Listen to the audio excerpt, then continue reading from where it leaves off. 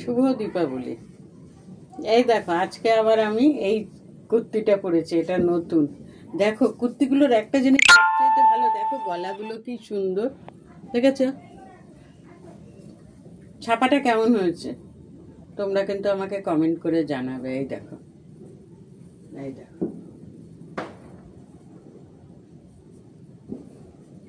ভালো লাগছে কুর্তিটা পরে? এই দেখো, একটা কথা বলি, তোমরা যেন রাগ করো না। তোমরা ছাড়া আমার কেউ নেই, তাই আমি তোমাদের দেখাই, তোমাদের বলি, ঠিক করি?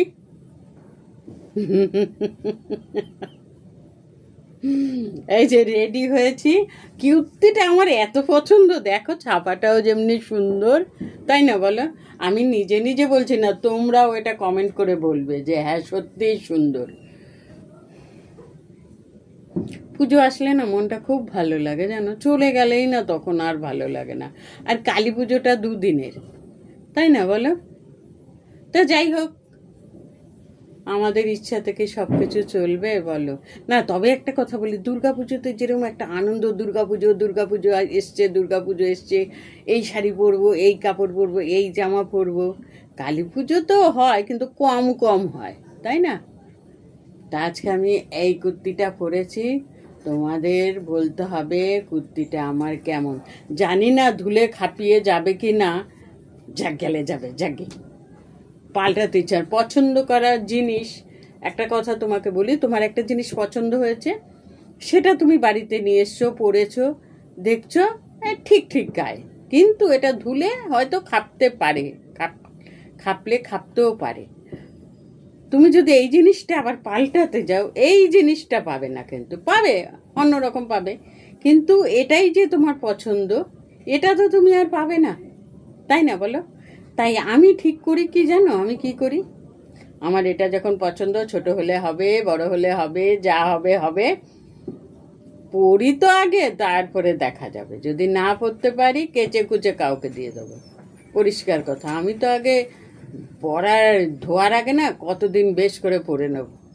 সবচেয়ে বড় কথা কি জানো তো, ঘাম হলে না সেই জিনিসটা আর পরা যায় না, ভালো লাগে না, জানো, যে এটা রেখে দেই, এটা আবার পরবো, একদম ভাল লাগে না। তুমি জানো আমি কতগুলো জামা প্যান্ট আজকে গামলার মধ্যে রেখে দিয়েছি, কালকে সকালে এসে কাচবো, ধূপ করে কেচে আবার সেগুলোকে রোদে দেবো।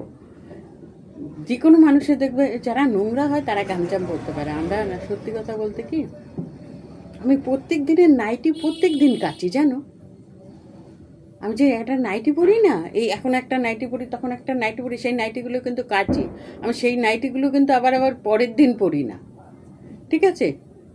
আমি যখনই যেই নাইটি পরি, যেই জামা পরি, আমি সঙ্গে সঙ্গে কেচে দিই। কেচে দিলে হয় কি, আমার মনে হয় পরিষ্কার, এইটা আমার মনে হয়। ওই যে ডিউটির বাড়িতে আমার নাইটি রয়েছে, আমি গিয়ে যেই নাইটিটা পরবো সকালবেলা, আমি সার্ফ দিয়ে না ধুয়ে দিলে আমার মন ভালো লাগে না।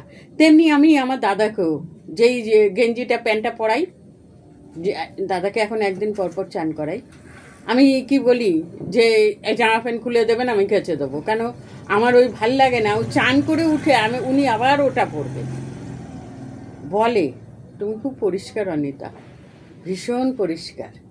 এটা আমার শুনতেও ভাল লাগে, আমি নিজেকে গর্ববোধ করি। কে কি আমার নামে বললো, কে কি করলো, আমার কিচ্ছু আসে যায় না, ঠিক আছে? ওর মধ্যে আমি কানই দেই না। এই দেখুন আমি আমার মতো থাকি।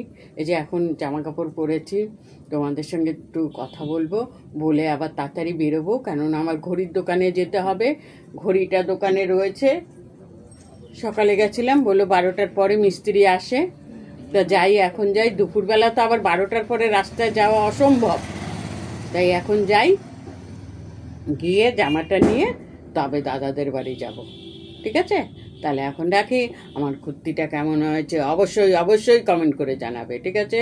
রাখলাম, টাটা, বাই বাই।